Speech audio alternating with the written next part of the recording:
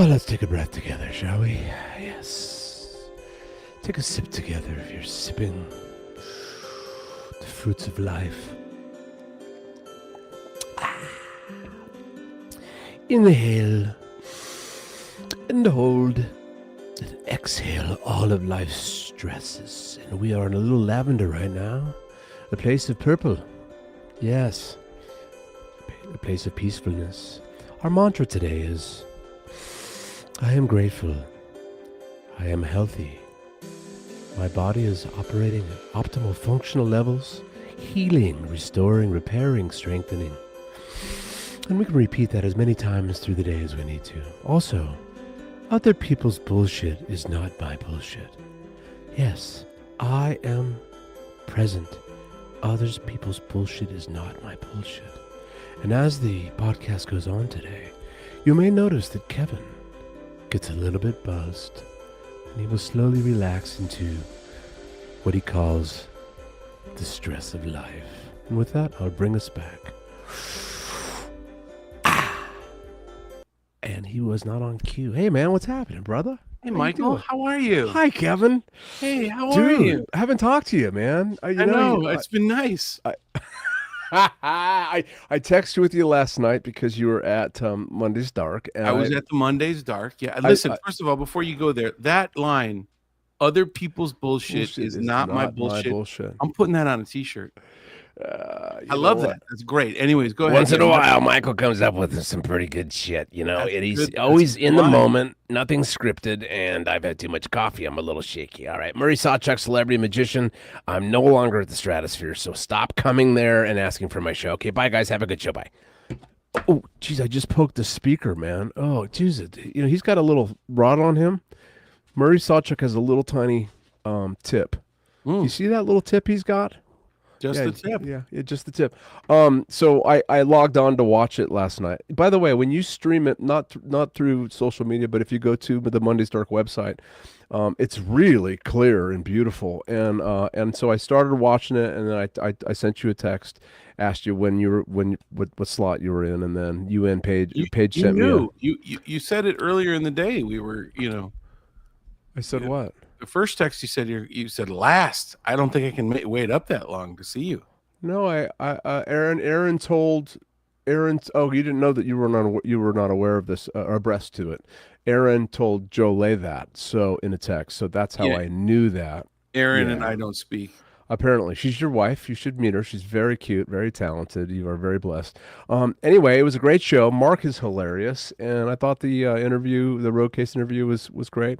It was a struggle for me to make it to the end, and it went on and on and on and on. It was the longest show they said they had in a very long time. It was like 2 hours and 21 minutes. Yeah, how about Tyreek's breakdown in the sax? It was wonderful. Tyreek. Amazing. It was great. In the history of Monday's Dark, this was the only time that they had back-to-back performers from Milwaukee, Wisconsin. Tyreek's from Milwaukee? I didn't know that. Yeah. Boy, is he talented, man. And he just came from a gig over at he's at the Bootlegger, right, on Mondays with Santa Fe. Right? I believe it's called. He did the Santa Fe and the Fat City Horns, which is one of my favorite shows in town if you haven't seen it. You know, I thought your performance was great. You're gonna remix that when you get it and then send it out. You're gonna post it. No. I think it's worth posting. You don't so because it was a 2 hour and 20-minute show, I was sitting at my desk and I cracked this bad boy open. You skipped the queue. You skipped in front of the queue. Is that backwards? Is it because I'm mirroring or some shit? No, I see it. That's correct. Way. Yeah, it looks good. It doesn't. Oh. It's not. I can't read it in French. Encore is reversed. No, it looks perfect. Yeah, okay. It's the right way. So, I saw a funny meme. If you watch Jaws backwards, it's a beautiful story of this selfless shark who gives people's body parts to them, that human beings that are missing body parts, the shark gives. Anyway, my favorite part of the book is what you wrote in here, and I got to tell you, this was an amazing. I know you personalize everybody's books, but this was very, very sweet, Kevin, and I stayed on that for a couple of days. But during the show last night, I did dig into it a little bit. You know what my feeling is? And I didn't finish it. Do I have a choice to answer, or am I going to hear what you're feeling? It's positive. It's not a negative. Okay. Yeah. I'm so negative. I'm not used to this. Go ahead. Something positive. I feel like it's what I would like to have, because I know you, and what I would like to, and I've heard some of the stories you shared with me over the time we've known each other. I would like more. It feels like you know. I mean, the title, right? A lifetime of music, passion, and perseverance. You go into it a little bit, and they're great stories. It feels like you have so much more. It's almost like this is the precursor to the real book. Did you feel a sense of urgency putting it out? No, So it was a conscious choice, and you're right. There is a lot more to this story of my life. Even in these stories that are in here, like there's more to it. I was invited, and we performed for the Queen of England. We were invited to the Diamond Jubilee, which is one of, it's a giant celebration, and we were invited to Buckingham Palace for tea with the Queen. I mean, we were invited to the White House by Mrs. Obama. Well, that's in there. That story's in there. But like, I had to choose certain things that I was going to talk about and not talk about, and there's a lot of the story that is like, I could have dug into a lot more negative, right? There were a lot more. Well, that's a conscious choice to what you put in there. Situational things, but they led to other things, right? And as I wrote, my process of writing this thing is I wrote an outline, and the outline was extensive. And the outline, was chronological of my life. This is the book we're talking about, ladies and gentlemen. Continue on. Continue. It's also on Amazon. Amazon. If people want to PayPal me, I will inscribe the book for you. If they don't, do that if you order it on Amazon, but if you take that and send the $20 and your address, I will write an inscription to you. What's the cut on Amazon? If they buy it through Amazon, come on, you know every penny. I really don't. Come on, Zucker, really, you understand this. No. That's not what my point was about this, though. My point was not the stories. It's about elaborating on some of the stories. Some of the descriptions of the gear, right? The Casio to this, like, I don't give a shit about that. And I don't know how many people do. Whereas your stories are poignant and interesting. And I just felt like I just got a little tease of it, as opposed to developing the story when you played for Michelle Obama, and like going deeper into it and what the room felt like and smelled like, more descriptive.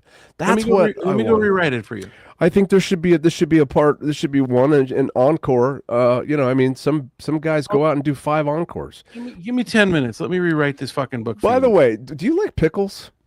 Do I like pickles? Are you a pickle guy? Yeah, you like pickles? I like pickles. Yeah, why? What does this have to do with anything? Well, I ate a pickle before the podcast. Have you ever had a pickle teeny?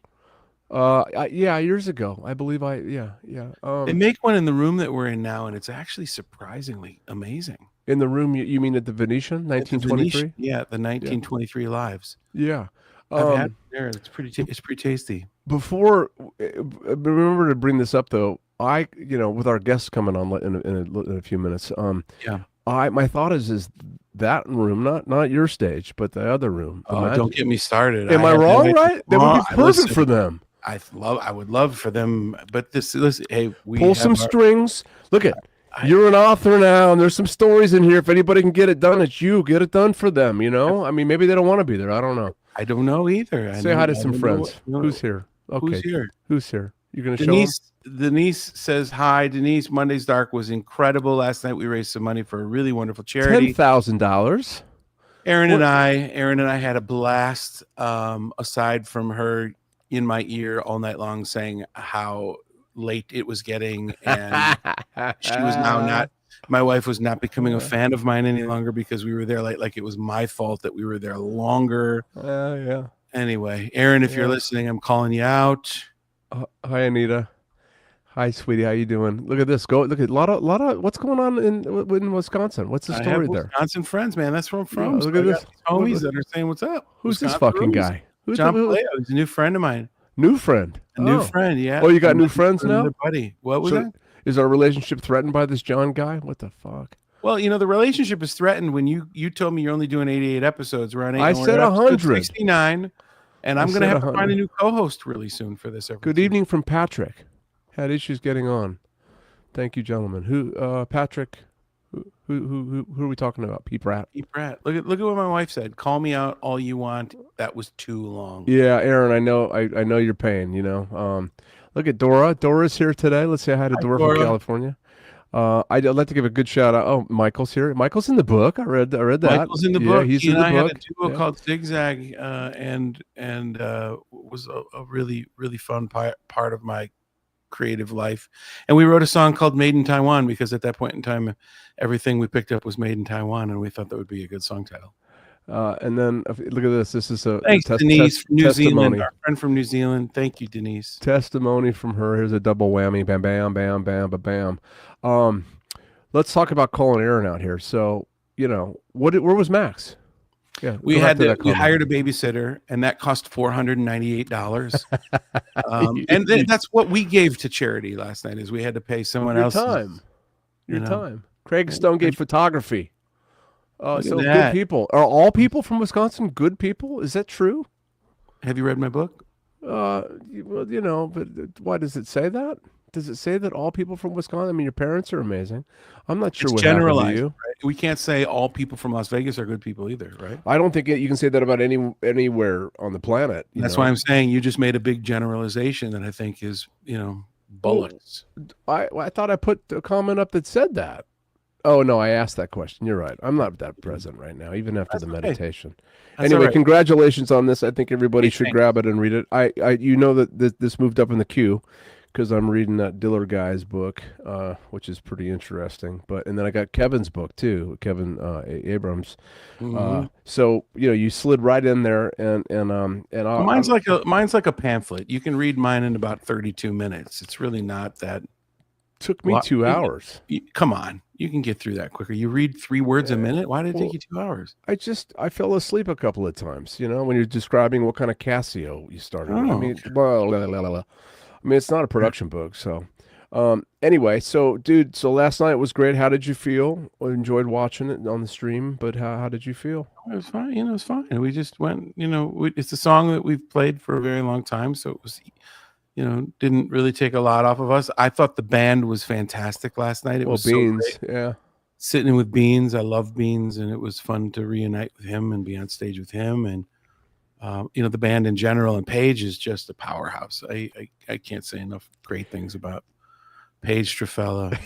There was a lot of people that were talking about you there that last night. I wonder why that would be. You know what? Oh, I wanted to say something. That was nice on the intro. You actually mentioned a Little Lavender. You put that on the intro. Hey, Aaron! Mom!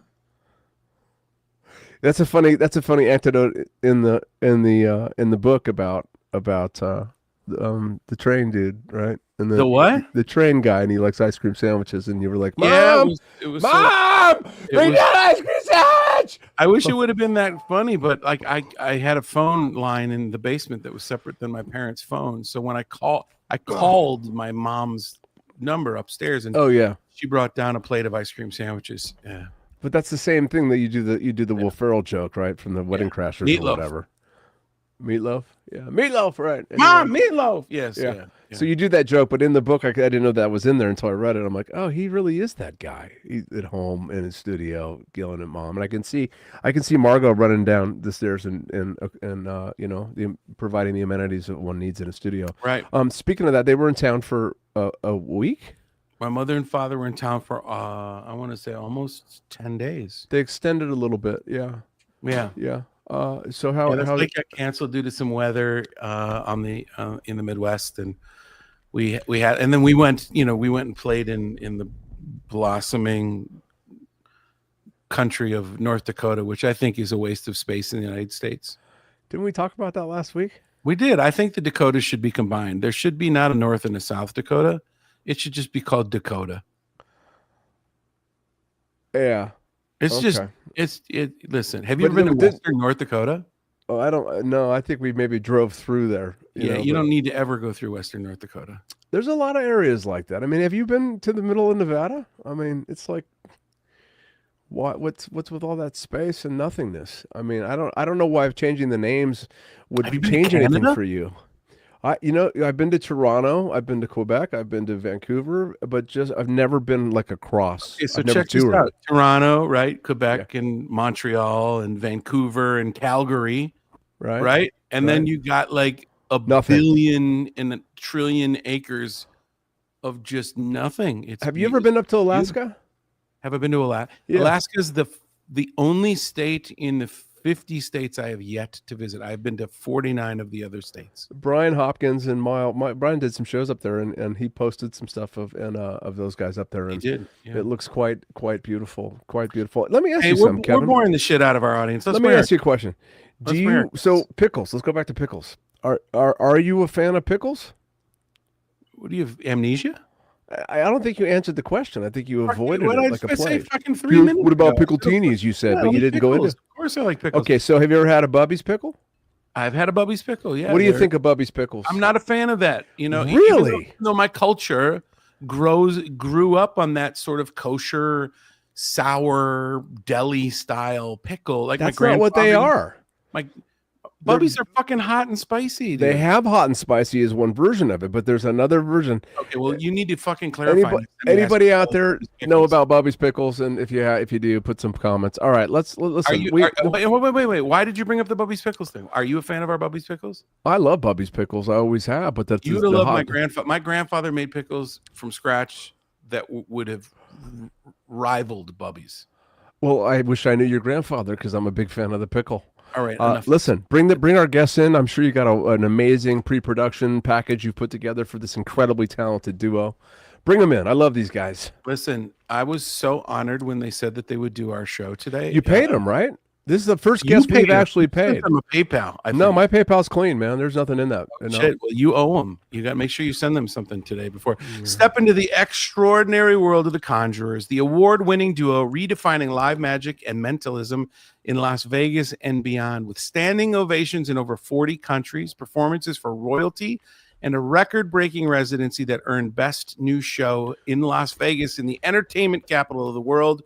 The Conjurors are more than magicians. They are storytellers of the impossibles.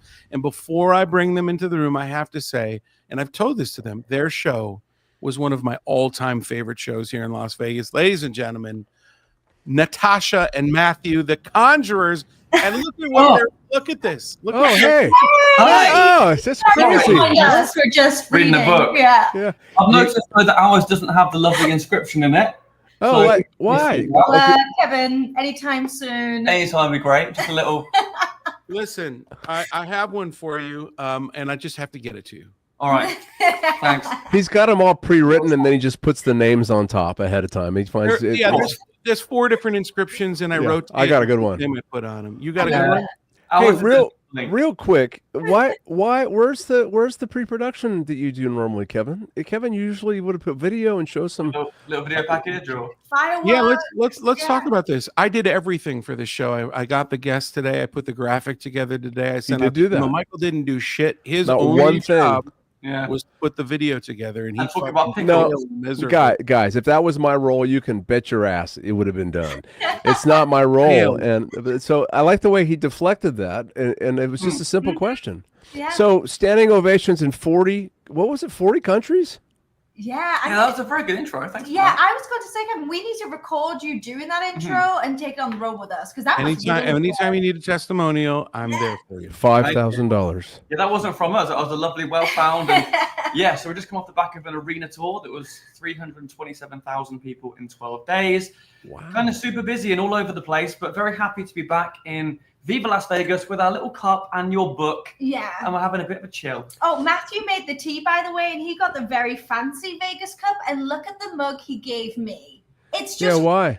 Like the most boring mug you've ever seen. Yeah, but there's contrast. Okay, so let's talk about. There's some synergy amongst the group that's here today.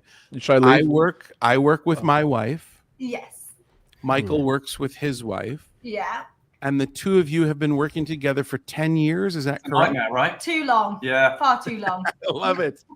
How did you guys meet? Please tell us that story. Well, I was going to do a late night mind reading show at about 10 o'clock. Tash did a show before me, and I crossed her in a corridor, and she was mid costume change.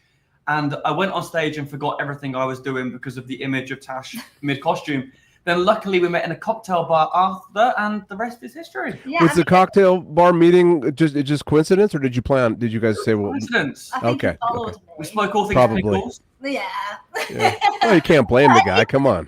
I kept getting wine sent to me, and I'm like, this is very kind. Smooth. Who's sending me wine? Just this guy. Good little card trick, and then said, should we collaborate? And we did, and that was 10 years ago. And the rest, as I say, I can't imagine now doing a show without you, and hopefully vice versa. You guys have such incredible chemistry on stage. It speaks to who you are as people, as I've gotten to know you over the short time frame that I've known you guys. I think the world of you both, obviously. I think the world of your show. Michael, did you see their show? So my only experience with you guys is I was blessed to share a stage with you, and it was at Monday's Dark, and that's the only time. And I didn't make it to your show. I can't wait to see you guys perform live, I wanted to talk to you today about how Kevin's space. You've gone to see him at the Venetian? Have you seen that room? Well, I think we haven't. I've been in the room. I've seen the Legend Domain show in there, and I know the space. We still need to see. We will next time. We're going to be there. We have to be there. It's always a bit crazy. And complete transparency. At the minute, we don't have a car, so what we're finding is we're Ubering in and out of everywhere, and it's kind of like $70 return trip to the Strip. No, Kevin will send you a car. He'll send you a car. This is what we need. But it's not. We try to be kind of in and constructive and productive. Yeah. The space is beautiful. The thing that we have here in Vegas is our first show, Cavern of Wonders, and thank you for the lovely comments, but it wasn't our normal show. It was devised and created for that space. It was really intimate. A small little 100-seat showroom. But that's what it is, Kevin. That other act that's in that smaller room. He built that room for them. But would that room work for their show? I mean, it's very intimate, and it's theater going up. I mean, it feels like a very intimate space. That what I saw, what you did share at a Monday's Dark, it seemed to me that seems to be like what it would be. It would be good for that. And I mean, it's a beautiful space, and the Venetian's incredible, and to work alongside Docksiders would be a dream come true. Just for us, I think, because we're such theatrical performers, we would need some haze and smoke and maybe a few lighting changes and a lifted platform. Hasn't got to be a full production stage, but somewhere to have a wing to do things in, etc. The room's great, and we would never say no to anything. But you've seen the room, though. You've seen we went to see the show and we loved it. But I kind of know what we can do, and we were in first gear at the Orleans, and that's great and perfect. But I kind of want Vegas to see the Conjurors 2.0, the routines that have taken us around the world, our bigger things, because it's great. The show that we did, I'm very proud of, but everything was kind of stripped back through this to make it work. Yeah, a little bit. Well, let me call David Copperfield for you. He's got some holes in his schedule, and I know they want to fill it with. Speaking from my perspective, when we arrived in Las Vegas 3 years ago, and we walked into the first room that we performed in, it was certainly not the right room for us, and it didn't match my vision of the show I wanted to produce and the show that we tour the country with. And it took us just under 3 years to get to a place where we are finally able to show audiences the vision of what matches in my head. It's just barely enough, though, Kevin. When you're touring, you're playing big spaces. Where you are now, you've made this work there, but it's definitely a lot of energy, and there's something magical about like putting you guys in a show where in a room that there's just you want to burst out of the seams. The audience feels that, and there is a magic in that too.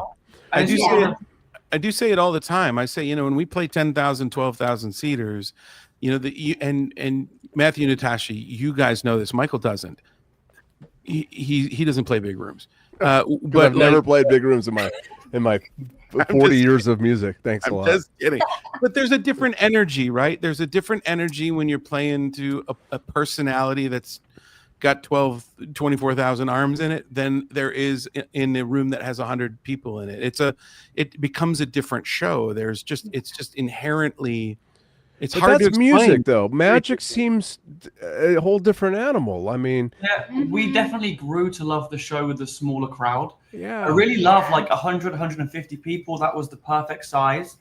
Hi, Erin. Erin. That was so lovely. We still talk about your show. We really, really enjoyed your show. I'm like, please stop talking about those guys. I'm over it. Well, so we are incredibly proud of the Orleans and the space that we had in the show that we made. And to be honest, the community and the friends that we've gained through that mean more to us than any theatrical space. And we just very grateful. We kind of made an impact, I think, and we had some lovely guidance from some amazing people, Kevin, you being one of them. And it really meant the world to us that people came above and beyond and out of their way to support everybody came to see the show and left lovely reviews and comments. And our heart is in Vegas. There's nowhere else that we want to be, no place we'd rather perform in. But we just have to find the right space that we can stay in and make a home for ourselves. And we see this as a long adventure. Yeah. Like what you said, Kevin, it took you 3 years. And there's a lot of people online, especially, when can we come see you in Vegas? There's a lot of that. And it is hard for us to say, well, right now. But I think it is worthwhile taking this time to be in the next right space. Yeah, you be patient with it. I think it's very healthy. It's a very healthy place to be. And, you know, as you guys have been so kind, all of you, Michael and the Conjurors, and reading my book and my story. And it's so hard to sometimes be patient with the other parts of the story that don't move at the speed that your passion and drive wants to move at. And it's realizing that those quiet times are as important, if not more important, to stay focused, to stay connected. And I think what you're doing with all the social media stuff that you guys are posting is exactly that. You're staying very connected to your fans. You're staying relevant and in front of my swiping, and that's good, right? It's hard. It's not. Listen, we all know this. Michael and I had a very similar experience when at the same time, and we didn't know each other in town when I moved here, but we both went through some really ugly growing pains with producing our own show and not having a healthy time with it. But you guys are. I'm a firm believer that cream rises. And thank you so much. I mean, there's the predicament, I guess, which is people are now trying to book us for big things for Christmas and for next year, and we're getting offered opportunities that are. I mean, we're incredibly blessed, and some of the things we almost don't want to be offered because it puts us in a position where we don't want to block off our calendar, so we're not available for Vegas. But the mistake that we made this year is we left our entire diary open because we thought we'd be doing 6 shows a week. Yeah. And now diary. Theater tour, every theater tour is just full. All the theaters are booked till next year. And they're like, yeah, we can fill 2026. And no, we need stuff now. Are you doing? Did you mention you're doing cruise ships? Are you doing cruise ships? We're going to launch 2 ships this year. So we kind of we did 57 2 years or 3 years ago in a year. And that was great and it was fun. And we always had the lovely, we'd fly on for 4 days and we'd do the big production show and then leave. And we really wanted to scale that back only because we wanted to hone and perfect material that feels different to that world. I love cruise ships. But this year we've got 2 in the diary. We're very selective over what we choose. We've always been yes people. Yes. And it wasn't until Vegas we completely changed. And we actually feel comfortable now with saying no to these opportunities. Right. And I think that's important to move to the next level and keep growing and building. Yeah, but there's a flip side of that coin where every single morning we'll wake up, we'll sit here and we'll have the conversation of, oh, we're not on stage today. And there's this definite feeling at the end of the night where I kind of yearn to be back on that space. And it doesn't matter if it's 20 people or 25,000, just for us to be backstage and feel the energy. And you guys know, that's our life, that's our world, that's what we do. So we are 100% actively trying to find the next Vegas venue because here is where it is for us. There's a thing about doing a show and meeting your friends and going for dinner and deconstructing the performance that you've just had. There's no feeling in the world like walking down the strip and being on a taxi or a billboard. It gives me goosebumps now. So we will be back here, but it's just the offer has to be right and be in a place that we're comfortable that we can be here for longer than 10 months. It's funny that gives you goosebumps and you feel that because I feel like it's total fucking bullshit. It's all smoke and mirrors and doesn't mean jack shit. Of course. That's my experience. So I'm amazed. You guys are re-inspiring me. Maybe my perspective was skewed. I wasn't looking so the at very it first right. time that we ever flew into Vegas was 6 years ago, and neither of us knew what it was going to be like. We had no preconceived ideas, and we flew in, and the plane just by chance landed next to the MGM, kind of parallel. And I saw the Copperfield banner. Yeah. We went on the strip, we drove down the strip, and I remember instantly, it's an overused phrase and expression, but you just know that that's the place you're meant to be. We felt it immediately. It feels like home. It always has done. We go to the Bellagio all the time now and just stand and watch the fountains, and we walk around the gardens, and there's no place for us like Vegas. And the more friends that we've made, it makes it even better. And the draw and the connection here is even stronger. The other day we went to see Bronx Wanderers and we sat next to Kevin, and it's just lovely you get show in the booth, you sit with your friends, and It's so cool. Vegas is pretty cool. Yeah. Mhm. I grew up here, so from the 70s on, and I've seen so much change in this town. And I was gone for 15 years and came back because of our show. We got hired to come here, and so but you see it from a different perspective, really. And I think so. The entertainment business in general, for me, it's really hard to wear all those hats, right? Promoter, producer, performer. As you got, everybody here knows that, and it's just it's a grind. And I forgot something. I love music.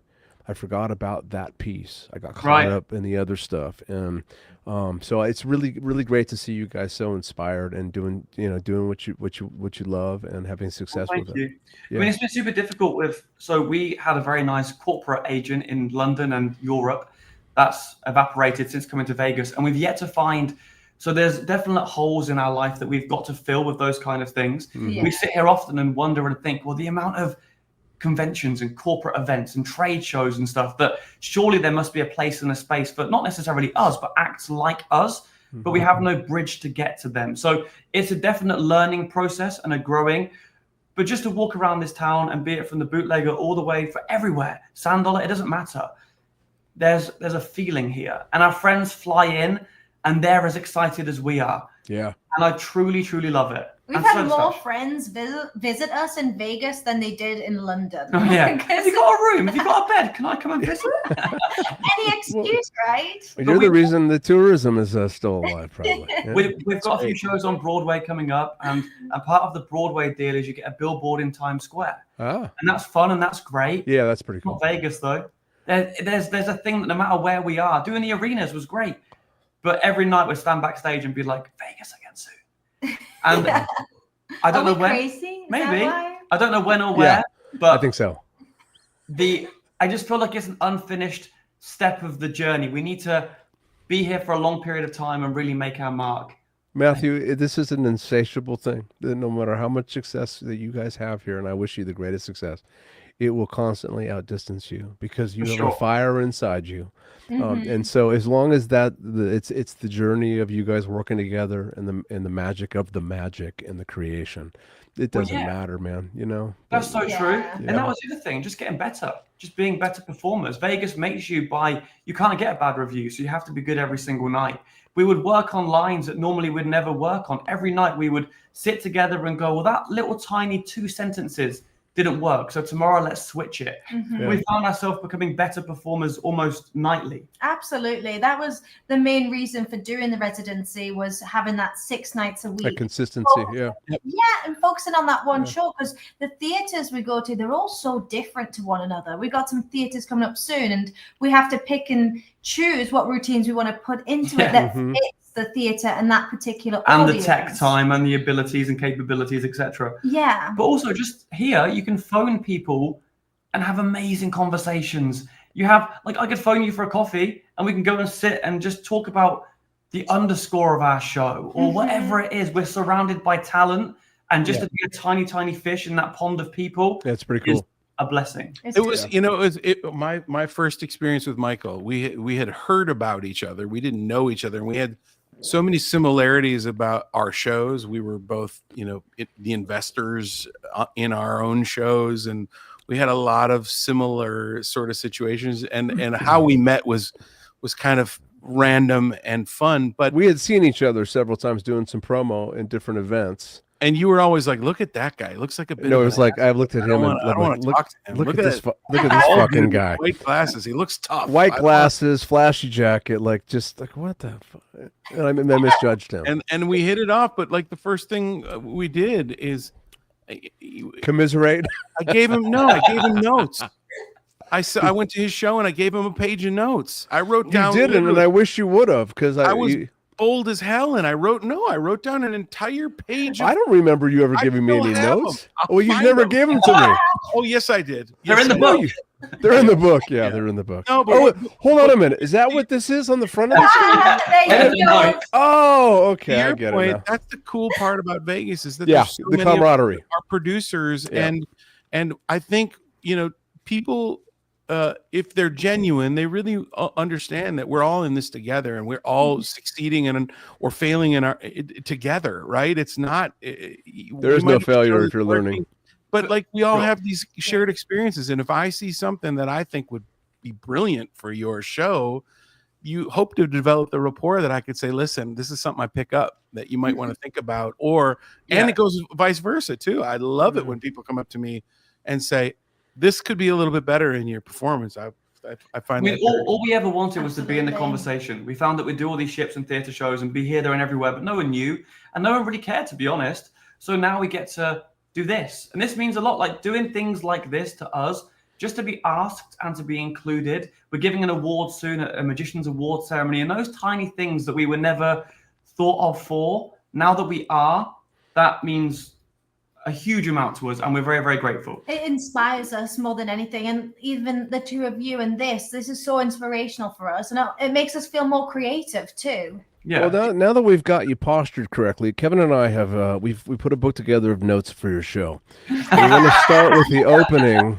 Let's do it. Here are some notes that we've been meaning to bring up to you. But I also think it's a really lovely, like, performers giving performers notes is because they care, within reason, of course, and that you take it with a pinch of salt with some people, I guess. But I really love that somebody would go to the time and attention and detail to sit there and think about our show enough to say, can I have 10 minutes with you? And what about this? Because that's how you learn and grow and progress. And we're all about trying to make every beat better. But the routines that we have in our head, honestly, from what people saw of the Cabin of Wonders, it's not a promotional thing, it's just true. We can surpass that so many times. And I just can't wait to open a show here and be like, guys, look at what we can do. You guys have, so you've been together 10 years and are you married? Are you married? Engaged. And when's the wedding? When is it, Matthew? This is a conversation we had a year ago, I think. At his finest, by the way. He's going to put it all on the spot right now. No, if you don't have a date, that's okay. Well, when we spoke about October, I think we'll definitely do it in Vegas. The issue that we have is my grandma is 90. I love her more than I can explain. And our family are in England. Tasha's dad can't travel. My grandma can't fly. So that makes us feel like we should go and be in England. But then we want to be here because of a multitude of reasons. Then you can do both. Do two. Yeah, 2 weddings. That's fine. We're given a choice. Take both. So Tasha's dad needs to pay, and then we're going to be there. Yeah, perfect. Oh, that's right. It's on your father. That's right. No, but I think it'll happen this year for sure. I've never been like really, really wanted to get married or anything. And for us, I do feel like we're all married anyways. And that nothing will change. Isn't going to change anything at all. So no pressure with the wedding. So how do you guys navigate? You it's not all cherries all the time. So when you have some friction in your personal relationship, and you have a show to do, are you both good at just dropping? And this question is going to come to you next, Kevin. But you've said it to me. We've talked about this numerous times on our podcast. Yeah, but I've never got you to be honest. They're going to be honest. Here we go again. Yeah, I'm full of bullshit. Have you ever had some trouble before you went to? Of course. Like we an know hour each ago. Other. Yeah. No, but I mean before you're about to perform, like you have to put that to the side. And we're such perfectionists, and sometimes we'll do 3 shows in a night, or we used to. And if something doesn't go right on show 1, between show 1 and show 2, it's carnage. However, respect is the bottom line for both of us. So we'll always speak with respect, but we're very open and we're very upfront. Penn and Teller have this thing where they've had people consult for their shows, and they've been a bit put off because we have a very open line of dialogue. And if you're around Natasha and I enough, you'll know that we speak to each other honest. We're honest. Yeah, you're honest, And we can split. You guys are a pleasure to be around. And the same way we find joy in Michael and Jolay and being around people that truly enjoy each other socially, not just professionally, but when my wife and I choose to hang out with social people, we like being around people that are genuinely enjoying each other's, We go to therapy every week. I don't know how you guys do it, but that's No, we have a shorthand, and we look, at the end of the day, we love each other, we're engaged with each other, we live together, eat together, all of those things. Yeah. And there's a definite disconnect and a separation. We can sit and have a wine and speak about Dexter or whatever we've watched on the telly, but when it comes time to work, it's time to work. And we view it as if we were working with somebody else, we're the bosses of our own company. So how do we need to navigate that to get the best thing on stage? And it doesn't really matter if I get offended or Natasha gets offended, because as long as the audience get the best result. That's kind of what we care about. Yeah, they're the most important part of us doing the show is the audience. So we have to make them happy, and then we can just let it go. We go back to our relationship, go back to doing what we do, let it go, and then we move on. Tomorrow's another day. And I think that we found when we first got together, we'd have a 20-minute explanation as to why one of us didn't like something or how we could increase or improve it. Whereas now it's just, don't do that, do this. And we both do it to each other, and it makes it instantly better. And so that's good for the show, but when it comes to navigating stuff that happens in life, do you find yourself doing that same quick, you're resolving things quick like that? I mean, I actually think we're far better working together in regards to our communication in work is far stronger because we know what we want. You're not taking it personally. Personally, it's different because it takes us longer personally, I think, going back and forth. And there's good. So you are human. Perfect. Yeah. That's what I was getting at right there. But like, so in our personal relationship, then emotions come into play, and all of the things that we can disconnect from in work. So yeah, of course we argue and we bicker, but we also, Tash makes me laugh every single day. And one of the reasons to do these stupid little TikTok videos and stuff is just because we have fun. We create together. We film a video. We go outside. It comes across that way too. It comes across as you guys are enjoying. Or you're brilliant actors. It's either one or the other. Look at anybody that refers to their calendar as a diary is high class in my book. We don't have a diary. We're not that well organized. But yeah, I mean, we never go to bed in an argument. We always try and stick up for each other. Yeah. And I just think we're best friends. We've been through everything together. All of the bad times and good times. All of the credit cards that have been maxed out and still are, we do it together. We work it all out. And at the end of the day, it's going to be a story to tell. So if something goes wrong, it's fine. In the back of our mind, we know that one day we are so going to laugh about this. Your book will be thicker than this one. So Billy Gallagher, he's Oh, this is probably to me. I thought he wanted to give you guys notes. Never mind. That was a bad. Kevin, what about you? How do you navigate these tricky relationship waters?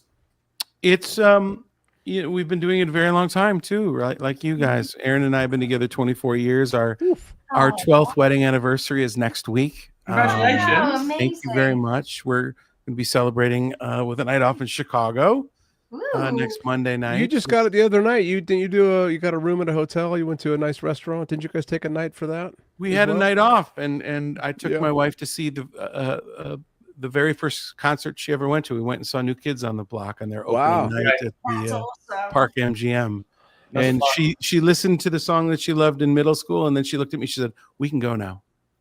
Wow! So we got up. Did the night work out well? Did you guys fool around in the hotel room? Was it sexy time? Was it naughty? I couldn't see around her while I was driving. It was really difficult. It's dangerous. Still at 24 years, the fire is still burning very, very strong in our relationship. I like you, and like you, Michael, I was very fortunate to find my soul's counterpoint in another human. And the fact that we're a little bit yin and yang in the regard as my wife is a scientist and I'm a creative. And what sucks is that she's so unbelievably talented, one of the best singers I've ever worked with in my life, and she wanted nothing to do with entertainment. So what makes it hard for me, and where our rub comes, is like like in a situation like last night at Monday's Dark, it went long, and she's looking at her watch going, "Okay, this is done. I'm done. I'm ready to go. Like, I'm done." And I'm like, "Good night. It's time to check out. We got to perform, hon. Chill out a little bit. We're almost there." Like, well, I love that with Jolene when we perform, because when we get to work, though, like, she handled her stuff and I handled mine. Like, we were not together like when we were doing the show. And now that she's retired, to me, it was a little bit of like, oh, well, wait a minute, but that wasn't the precipice that wasn't the big part of our relationship. So I imagine. Did you find that by sort of splitting up those roles, that made it easier when you got to a venue or got to a gig? Taking different roles on that needed to be handled, and we didn't, and we have another couple in the band, Chris, the bass player, and his wife Roni, she's a background singer, and they're like this the whole time. I mean, she's on his lap, and that's just a different way to do it. And Joanne and I are opposite, and it's but her going into retirement, I felt a bit of a pull because I loved going to work with my wife. Well, let's get something clear here. And when Michael's talking about his wife being retired, she's not 82 years old. Right? She is. She just turned 79. We celebrated 10 years together, and she just turned 79. You didn't marry. I'm the old one. Yeah, I'm the old one. Octogenarian, did you? Yeah, no, we're yeah, she's not retired. She switched careers. Retired from dancing, right? Dancing has a shorter career. So I'm glad that it's working for you guys. I know when you do the cruise ship stuff, you get one room. It's perfect. Me going away doing cruise ships was a drag because we didn't bring the dancers, so she didn't come. So it's pretty cool that you get to do that. Yeah, I've done one on my own, and I couldn't do any more. It was the hardest contract I've ever done. It was 4 days at sea by myself, and as soon as that ship pulled off from the dock, I instantly missed Tash. And you spent $1,200 on the internet so you guys could stay connected, I'm sure. Exactly. So English cruise ships don't have internet. Oh, when we started to do the American, I mean, they have internet, but you can't go on YouTube or anything. No. So when we started to do the American dial-up? Yeah, it literally dial-up. Yeah. You have to stand outside like this. So on some of the ships that we do now, you can watch Netflix. Netflix? You couldn't believe it the first time. Unbelievable. Yeah. So yeah. Yeah. So let's you guys are you would you consider yourselves entertainers first or magicians or mentalists? What is like when you talk about your skills and your passion, they might be different, right? Your passion might be in one area, and what do you think you are first in the description of who you might be? They said they've seen the show before, but I don't believe them. They don't know that we hang up on people. You got him to answer, though, which is pretty great. You sucked them in, and I feel somewhat disappointed in your actions, Kevin. Why? I just think it's rude, man, when you hang up on people. This was your idea. It was our idea. You texted me right now. You said hang up on him. I did not. I can prove that I didn't. That's bullshit. You're going to say that? I'm going to pull up my text message right now. Look in the private chat. Look, there's no in the private chat. I didn't do that. I didn't do that. I'm sorry. Hey, man, I love you, brother. Don't hang up on me. I'm not going to hang up on you. Okay, well, you hang up on me now. Will you hang up on me? I thought you were going to hang up on me. I don't want to hang up. Hang up now because I got to go, man. I got to go sing a song. Where is Can you Backstreet Billiards, Matt Dorman, he put out a CD of all this original music